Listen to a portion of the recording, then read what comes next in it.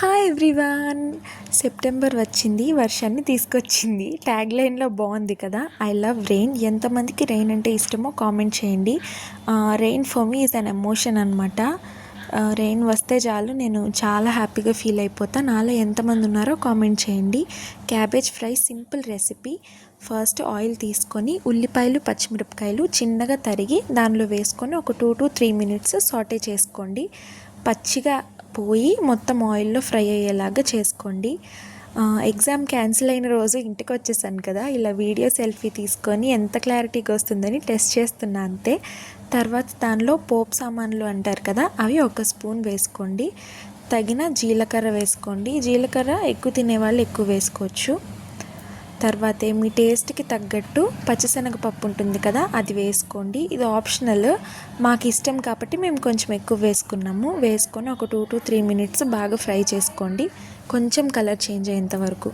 తర్వాత చిటికెడు పసుపు, టేస్ట్కి తగినట్టు ఉప్పు వేసుకోండి. ఇక్కడ మేము పింక్ సాల్ట్ వాడుతున్నాము, అదే healthy. If possible try to use it. బాగా ఫ్రై చేసుకోండి. ఇది కొంచెం కలర్ చేంజ్ అయ్యాక ఎండుమిర్చి కరివేపాకు వేసుకొని ఫ్రై చేసుకోండి. ఇదిగో ఈ విధంగా అవుతుంది. తర్వాత క్యాబేజ్ ఉంటుంది కదా, అది నీట్గా ఫస్ట్ చాప్ చేసుకొని ఒక 2 to 3 times వాష్ చేసి మా మమ్మీ 5 minutes హాట్ వాటర్లో బాయిల్ చేస్తారు. అలా అయితే క్లీన్గా ఉంటుంది, హెల్త్కి కూడా మంచిదన్నమాట. డైరెక్ట్గా ఫ్రైస్ తినకూడదు. సో ఫస్ట్ మా మమ్మీ ఎప్పుడు బాయిల్ చేసిన తర్వాతే వేస్తారు. So it's in a different colour అనమాట. ఇది వేసుకొని నీట్గా ఫ్రై చేసుకోండి. ఫస్ట్ ఇనీషియల్లో ఈ కలర్లోనే ఉంటాయి.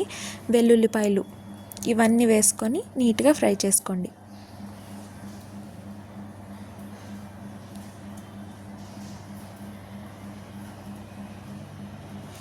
తర్వాత దీనికి టేస్ట్కి తగ్గట్టు కారం ఏంటంటే ఆప్షనల్. ఎందుకంటే ఆల్రెడీ పచ్చిమిర్చి ఎండుమిర్చి ఉంటుంది కాబట్టి కారం అవసరం లేదు. కానీ కలర్ కావాలి, టేస్ట్ కావాలి అనుకునే వాళ్ళు కారం యాడ్ చేసుకోండి.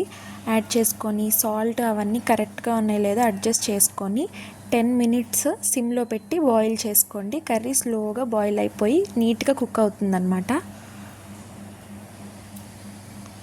ఇది యాక్చువల్గా మా హాస్టల్లో చేసేవారు, ఎగ్తో క్యాబేజ్ ఫ్రై అనమాట. It's one of my favourite in those days. But చాలామందికి ఇష్టం ఉండేది కాదు.